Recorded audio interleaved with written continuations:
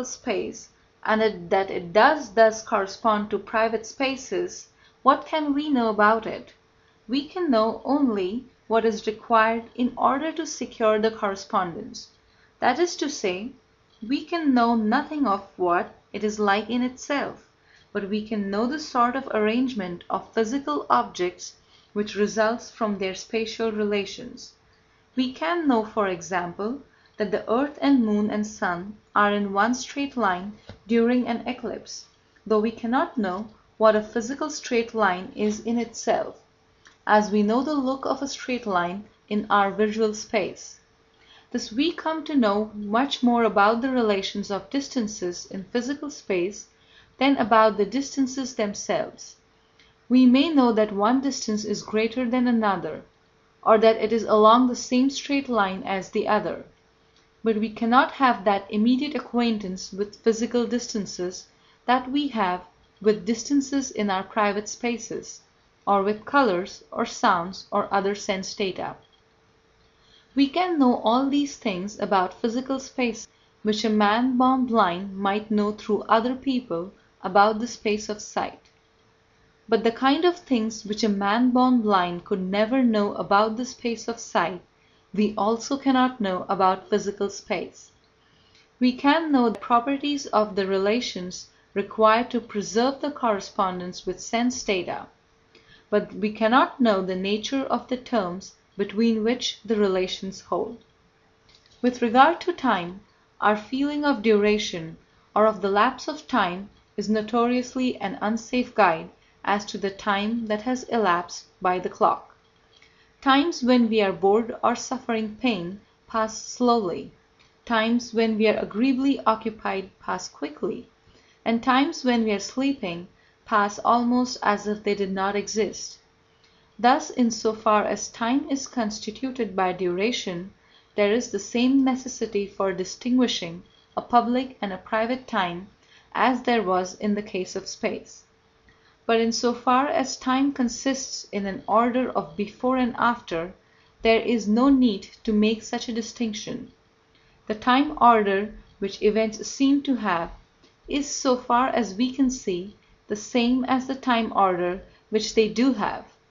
At any rate, no reason can be given for supposing that the two orders are not the same. The same is usually true of space. If a regiment of men are marching along a road, the shape of the regiment will look different from different points of view, but the men will appear arranged in the same order from all points of view. Hence we regard the order as true also in physical space, whereas the shape is only supposed to correspond to the physical space so far as is required for the preservation of the order. In saying that the time order which events seem to have is the same as the time order which they really have, it is necessary to guard against a possible misunderstanding. It must not be supposed that the various states of different physical objects have the same time order as the sense data which constitute the perception of those objects. Considered as physical objects, the thunder and lightning are simultaneous. That is to say, the lightning is simultaneous with the disturbance of the air in the place where the disturbance begins, namely, where the lightning is. But the sense datum which we call hearing the thunder does not take place until the disturbance of the air has traveled as far as to where we are. Similarly, it takes about 8 minutes for the sun's light to reach us. Thus, when we see the sun, we are seeing the sun of 8 minutes ago. So far as our sense data afford evidence as to the physical sun, they afford evidence as to the physical sun of 8 minutes ago. If the physical sun had ceased to exist within the last 8 minutes, that would make no difference to the sense data which we call seeing the sun. This affords a fresh illustration of the necessity of distinguishing between sense data and physical objects. What we have found as regards space is much the same as what we find in relation to the correspondence of the sense data with their physical counterparts. If one object looks blue and another red, we may reasonably presume that there is some corresponding difference between the physical objects. If two objects both look blue, we may presume a corresponding similarity. But we cannot hope to be acquainted directly with the quality in the physical object which makes it look blue or red. Science tells us that this quality is a certain sort of wave motion. And this sounds familiar, because we think of wave motions in the space we see. But the wave motions must really be in physical space, with which we have no direct acquaintance.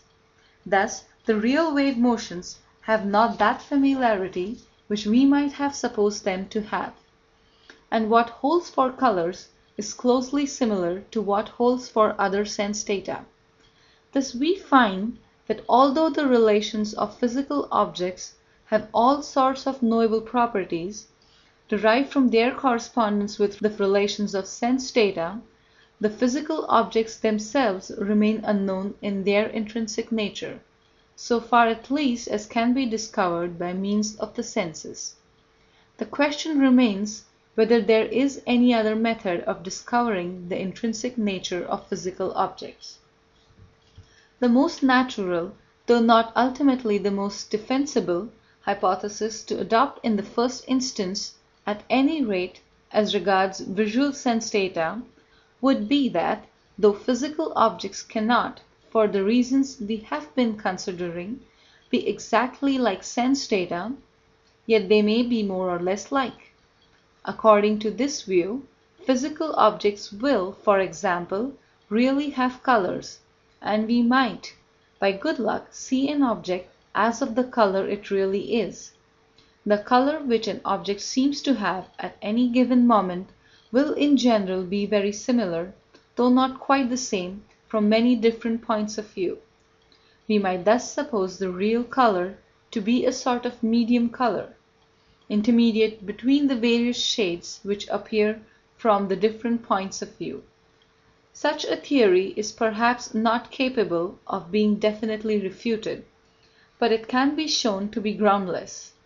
To begin with, it is plain that the color we see depends only upon the nature of the light waves that strike the eye, and is therefore modified by the medium intervening between us and the object, as well as by the manner in which the light is reflected from the object in the direction of the eye.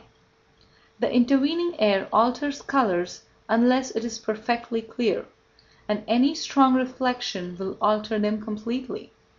Thus the color we see is a result of the ray as it reaches the eye, and not simply a property of the object from which the ray comes.